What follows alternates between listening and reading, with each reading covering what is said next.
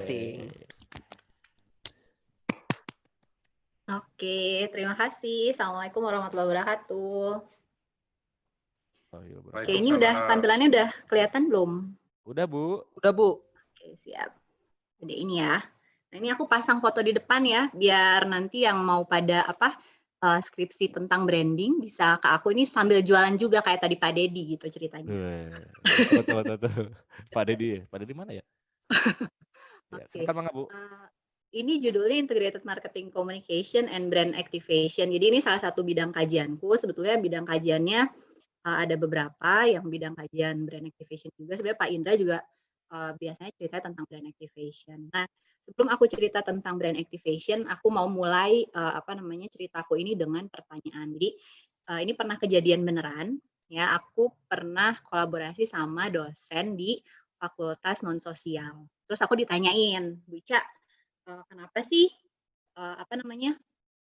komunikasi itu harus dipelajari sampai sarjana, harus 4 tahun segala, padahal kan komunikasi itu sebetulnya sehari-hari juga kita berkomunikasi gitu, ngapain sih harus sampai sarjana gitu. Terus pernyataan selanjutnya adalah kalau misalkan jadi sarjana komunikasi itu jadi apa gitu, apakah misalkan jadi dia sih bilangnya waktu itu tukang buat logo gitu ya, atau salesman gitu ya. Aku ditanyain kayak gitu kesel juga ya. Mau tak robek-robek gitu kan sebetulnya. Tapi aku berusaha tenang gitu. Terus aku nanya, Bapak kalau misalnya beli ke warung nih, mau beli minum, Bapak bilang biasanya bilangnya gimana sih gitu. Terus dia bilang ya beli Aqua Bu gitu. Nah terus pertanyaan selanjutnya adalah Aqua tuh sebetulnya merek atau komoditas sih gitu kan. Aqua nempel di otak kita tuh sebetulnya banyak prosesnya gitu, dan itu sebetulnya kerjaannya Markom gitu. Dari mana kerjaannya Markom? Yang satu ya pasti bikin konten. Nah, konten itu pasti di-share di misalnya di berbagai platform. Nah, platform itu kita konsumsi secara konsisten. Nah, akhirnya ingatlah kita tuh ya.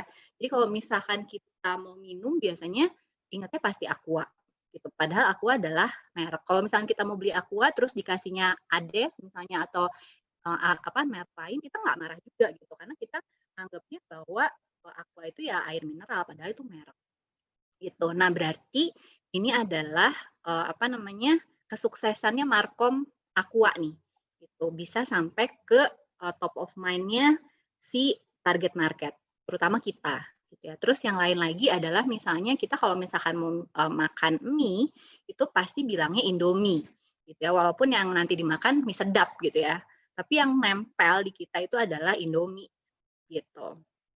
Oke, nah yang aku tadi ceritain itu sebetulnya aku bilang itu the magic point of branding. Jadi branding itu poin akhirnya adalah membentuk persepsi orang. Nah, bentuk persepsi itu kan sebetulnya abstrak banget kan. Gitu. Ketika kita merubah orang tuh harus berpikir top of mind-nya tuh brand kita gitu. Nah, dan itu sangat berlomba-lomba gitu. Ya, pasti misalnya Ades yang tadi aku bilang kompetitornya Aqua atau Lem Mineral atau segala macam kan juga pasti pengen jadi top of mind. Ketika kita mau bilang air mineral, pengennya yang keluar Ades duluan nih gitu.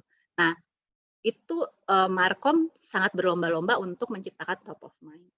Nah, kerjaannya berat nggak sih untuk menciptakan persepsi? Ya gampang-gampang susah juga nih orang komunikasi sebetulnya untuk membentuk persepsi orang. Nah, kalau misalkan kita cerita tentang branding dan integrated marketing communication, itu sebetulnya keyword-nya itu yang paling gampang adalah main idea gitu. Jadi kalau misalkan kita udah nentu ini main idea kita itu apa gitu ya. Nah, kita baru nge-share ke semua platform secara bersama-sama dalam satu waktu secara konsisten. Misal contoh, aku pernah cerita tentang ada Aqua. Ya, ada Aqua itu menceritakan bahwa lo harus minum Aqua sekarang, kalau enggak lo gagal fokus kayak gitu. Nah, cerita ada Aqua itu di-share sama Aqua di seluruh platformnya, baik itu misalnya di sosial media, di TV dan lain sebagainya, secara bersamaan, secara konsisten dalam satu waktu, misalnya 1 tahun. Dia ceritanya udah satu itu doang, nggak cerita yang lain-lain. Nah, dengan konsisten itu orang jadi lama-lama inget nih, ada Aqua tuh ceritanya tentang harus punya Aqua sekarang nih gitu. harus punya Aqua sekarang, kalau enggak nanti jadi lemot, gitu ceritanya. Ya, dan itu kalau menurut saya campaign-nya Ada Aqua tuh sangat berhasil dan cukup berhasil, gitu ya, dengan dia menceritakan drive to action, maksudnya harus beli sekarang nih, harus punya Aqua sekarang nih, kalau enggak nanti jadi lemot, gitu. Itu menurut saya hal yang yang cukup berhasil, dan itu Aqua pakai ketika dia sudah masuk ke tahapan mature, ketika dia sudah tahapan menjadi top of mind, dia bisa cerita apapun. Gitu. Jadi ketika orang udah ingat Aqua, dia bisa cerita yang lain-lain nih, gitu. Nggak cerita lagi tentang fungsinya Aqua. Misalnya Aqua itu memenuhi kebutuhan mineral, dia udah nggak cerita itu lagi karena orang udah tahu, gitu. Ya, oke. Terus udah gitu Indomie juga sama. Ya, Indomie kalau misalkan kita mau makan mie instan, pasti ingatnya Indomie bukan yang lain, kayak gitu. Nah, terus dalam integrated marketing itu sebetulnya ada banyak. Nah, ini beberapa yang saya tampilkan. Misalnya ada PR, ya sales promotion, personal selling, dan sebagainya. Nah, main idea yang tadi saya ceritakan di awal itu harus di-share secara bersama-sama dalam satu waktu di semua tools ini, gitu. Sehingga kalau misalnya kita ingat Aqua, ya tadi itu harus main idenya. Nggak boleh tuh misalnya di radio ceritanya tentang Aqua fungsinya memenuhi kebutuhan mineral manusia. Terus di saat yang bersamaan di TV ceritanya adalah Aqua itu harus punya Aqua, kalau enggak lo gagal fokus. Enggak boleh kayak gitu. Jadi harus satu main idea dalam waktu yang bersamaan. Itu di semua platform ini. Gitu. Makanya dinamakan dengan integrated marketing communication. Berarti semua tools ini harus terintegrasi. Gitu. Kalau misalkan ngomonginnya sendiri-sendiri berarti tidak terintegrasi. Gitu. Nah, setelah nanti udah muncul persepsinya, baru nanti dievaluasi, boleh nggak nih diganti? Gitu. Kalau misalkan masih oke, kira-kira kompetitornya masih bisa nih pakai main idea yang ini, ya udah diterusin lagi aja. Tapi kalau enggak, ya berarti main idenya harus ganti setelah 6 bulan atau 1 tahun. Gitu. Setelah orang menangkap dulu nih, oh main idea yang mau diceritain itu apa? Gitu. Nah, saya kalau misalkan cerita atau ngajarin teman-teman di kelas, biasanya saya pasti pakai keyword gitu. Supaya apa? Supaya gampang ingatnya. Nah, kalau dalam branding itu sebetulnya ada 3 keyword yang memudahkan kita untuk belajar tentang branding. Yang pertama adalah positioning, ya, yang kedua adalah brand touch point, dan yang ketiga adalah persepsi. Ini 3 poin penting yang wajib kita tahu dalam mempelajari branding. Mau branding produk, mau branding personal branding kah, atau branding apapun. Destinasi branding juga yang sekarang lagi hits juga boleh. Oke. Nah, aku mau tanya Gugun. Gugun, ini siapa Gun? Syahrini, Bu. Oh, Syahrini. Oke. Siapa sih yang nggak tahu Syahrini ya? Tahu dong, pasti tahu ya. Oke. Sebenarnya Syahrini ini menurut saya agak unik ya. Orang banyak bilang bahwa Syahrini itu nyebelin karena sukanya pamer, gitu ya. Terus udah gitu sok manja dan sebagainya, gitu. Tapi ternyata menurut saya itu adalah salah satu teknik markomnya dia. Siapa sih yang mau nyanyi pakai jambul segede kayak gitu ya? Yang kayak menara Eiffel gitu ya, dan itu dia lakukan secara konsisten, gitu. Oke. Nah, kalau misalkan kita tadi hubungkan dari dalam 3 poin branding, ya, ini yang paling mudah sebetulnya. Positioning, brand touch point, dan persepsi ini bisa dipakai untuk semua jenis branding. Tapi yang paling gampang biasanya saya analogikan dengan Syahrini ini biar gampang ingatnya. Tapi sebenarnya bisa dipakai buat apapun. Jadi tahapan yang pertama yang harus kita lakukan adalah membentuk positioning. Jadi positioning itu adalah menentukan kita ingin dikenal sebagai apa atau siapa. Nah, misalkan saya mendeskripsikan Syahrini itu sebagai penyanyi solo Indonesia yang memiliki penampilan seperti princess, misalkan kayak gitu. Nah, itu harus saya buat, itu wajib saya buat. Kalau nggak ada positioning, kita nggak punya pegangan brand kita ini mau dikembangkan seperti apa, gitu. Nah, tahapan yang kedua adalah menentukan brand touch point. Brand touch point itu sebetulnya any point of contact dan describe the positioning. Jadi buat teman-teman nanti yang mau skripsi, yang mau nyari inspirasi buat menulis skripsi juga harus melihat tentang ini. gitu. Nah, kalau misalkan saya analogikan di sini brand touch point-nya Syahrini itu yang pertama misalnya yang tadi kita ingat ada misalnya Jambul Khatulistiwa, Bulu Mata Anti Badai. Kalau dia nyanyi itu pasti pakai long dress gitu ya, gesturnya genit gitu ya, jargonnya maju mundur cantik dan sebagainya. Nah, dari pemilihan brand touch point ini yang dia tampilkan secara konsisten diharapkan persepsi yang dimunculkan adalah Syahrini sebagai princess juga. Gitu ya. Nah, nanti ini saya balik nih. Misalkan gini, positioningnya tetap penyanyi solo Indonesia yang memiliki penampilan seperti princess. Tapi brand touch point yang dipakai misalnya kalau Syahrini nyanyi nih secara konsisten, dia misalnya rambutnya cepak selalu gitu ya, terus pakai kaos oblong, pakai celana jeans robek-robek dan pakai sepatu sneakers dan itu dia tampilkan misalnya secara konsisten. Kira-kira positioning yang sebagai princessnya itu akan muncul nggak di benak audiensnya dia? Enggak, Bu. Enggak. Karena Kira-kira kan persepsinya apa yang akan muncul? anak pang kan pakai jeans robek-robek, Bu. Nah, kayak gitu. Jadi pinter-pinternya Markom itu adalah memilih brand touch point itu. Gitu. Nah, brand touch point ini sebetulnya bisa kita analogikan sebagai tools AMC yang tadi saya ngomong di atas. Gitu. Ketika kita benar memilih tools AMC-nya, ketika kita benar memilih main idenya, nah persepsinya juga akan diharapkan akan sesuai dengan positioning yang kita tetapkan di awal. Gitu. Jadi kalau misalnya Aqua tadi udah berhasil menjadi top of mind kita, berarti kita menilai bahwa Markomers-nya Aqua itu berhasil memilih brand touch point-nya untuk Aqua. Itu dia benar memilih konten, benar memilih main idea, benar memilih tools dan sebagainya. Sehingga persepsinya nyampe nih sama nih dengan positioning yang dia mau buat gitu. Nah, ini juga ada salah satu contoh. Aku tektokan sama Gugun dan Adim nggak apa-apa ya. Gugun, kira-kira kalau misalkan yang di bawah, mobil bawah, mau milih mobil yang mana? Yang kanan dong, Bu. Kanan dari mana nih? Yang Ferrari, yang mobil langsung mewah, disebut mobil mewah. Ya. Kalau yang jam di atas? Yang sebelah, yang hitam. Oh, yang hitam ya. Oke, kalau aku sih yang sebelah kiri. Oke, kalau misalkan kita tadi kenapa Gugun milih yang Ferrari Gun? Padahal kan itu sebetulnya yang naik cuma sedikit. Kan terus bunyinya tuh berisik. Kan terus nenek kakek nggak bisa naik semua. Jadinya nggak hemat. Nah, kenapa milihnya Ferrari?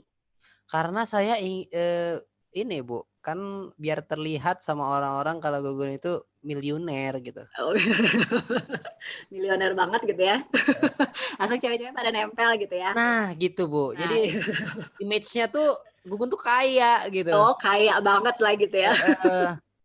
Tapi jam lu milih yang hitam, Itu Bro. sebenarnya kekuatan itu sebenarnya kekuatan branding gitu. Ketika misalnya padahal secara fungsional kalau misalkan kita bandingkan nih, yang sebelah kirinya dari kita nih kalau ada layar nih, ya, itu sebenarnya bisa ngangkut ibu, ayah, kakek, nenek, ya kan, tante, ya kan, semua itu bisa naik gitu. Nah, sedangkan yang Ferrari ini cuma sedikit. Nah, tapi kenapa banyak yang milih Ferrari? Nah, itulah kekuatan brand sebetulnya. Ketika kita memilih memilih satu brand itu kita dikaitkan dengan kelas atau strata sosial tertentu.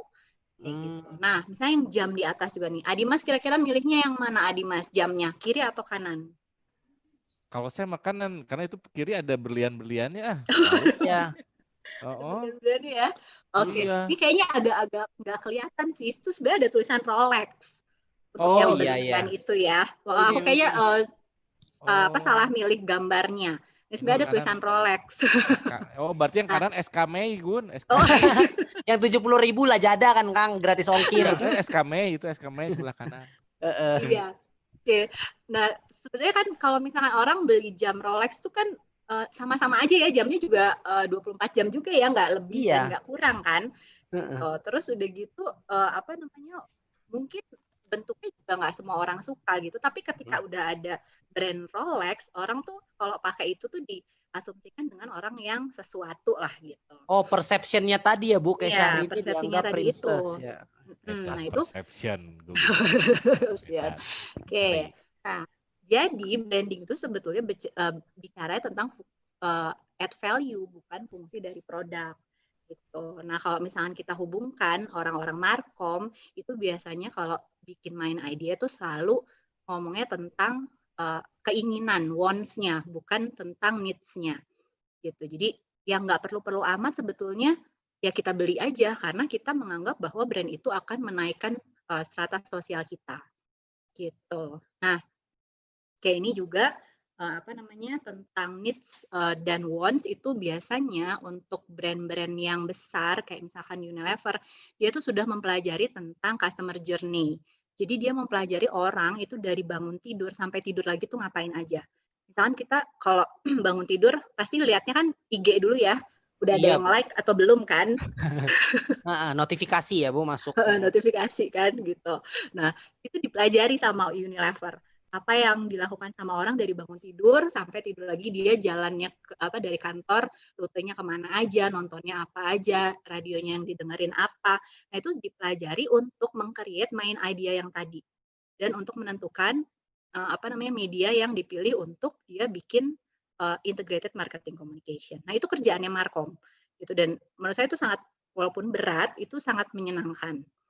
Oke, nah bicara tentang konten dalam penelitian branding di masa pandemik sebetulnya banyak yang bisa kita ulik gitu. Salah satunya misalnya kemarin saya pernah baca juga ini saya sering mention Unilever berarti Unilever udah berhasil ya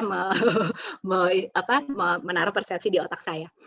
Unilever tuh berhasil naik pendapatannya dan juga persepsinya gitu ya di masyarakat di masa pandemik ini gitu. Karena dia pinter nih, dia kan banyak produk yang untuk kesehatan dan juga kebersihan. Nah, itulah yang dia munculkan untuk menciptakan bahwa dia tuh peduli terhadap pandemik ini gitu. Nah, itu sebetulnya kalau teman-teman jeli itu teman-teman bisa ngambil ini sebagai salah satu topik penelitian gitu. Gimana brand bisa bertahan ya di masa pandemik ini. Salah satunya misalnya atau enggak destinasi wisata. Destinasi wisata kan sekarang kemarin-kemarin sempat ditutup tuh banyak yang nggak boleh dikunjungin. Nah, gimana caranya dia bisa bertahan di masa pandemik ini? Itu juga teman-teman bisa melihat dari misalnya salah satunya strategi komunikasinya gitu kan, terus misalkan destinasi virtual dan sebagainya. Nah, pertanyaan yang lain adalah gimana cari inspirasi penelitian untuk AMC atau branding? Ya, sebenarnya banyak caranya. Orang-orang tuh dapat inspirasi tuh macam-macam. Ada yang misalnya makan ciki gitu ya, ciki ball, tiba-tiba jadi pinter. Gitu ya, karena ada micin. Gitu. Itu ada yang gitu. Atau ada yang harus jalan-jalan atau ada yang lihat Instagram atau nonton atau misalkan baca majalah. Itu sebenarnya nanti bisa menjadi inspirasi buat teman-teman nyari topik penelitian gitu. Oke, terus yang kedua tentang referensi yang bisa dipakai untuk branding banyak banget, tapi ini 3 yang saya tampilkan adalah yang menurut saya yang saya baca dan menurut saya cukup relevan dan bagus gitu ya kajiannya. Ada beberapa buku ini nanti teman-teman bisa coba ulik dan coba cari gitu ya. Rekomendasi untuk buku-bukunya. Salah satunya adalah komunikasi pariwisata, terus marketing fashion, gitu ya, terus experiential marketing dan sebagainya, gitu. Udah, thank you.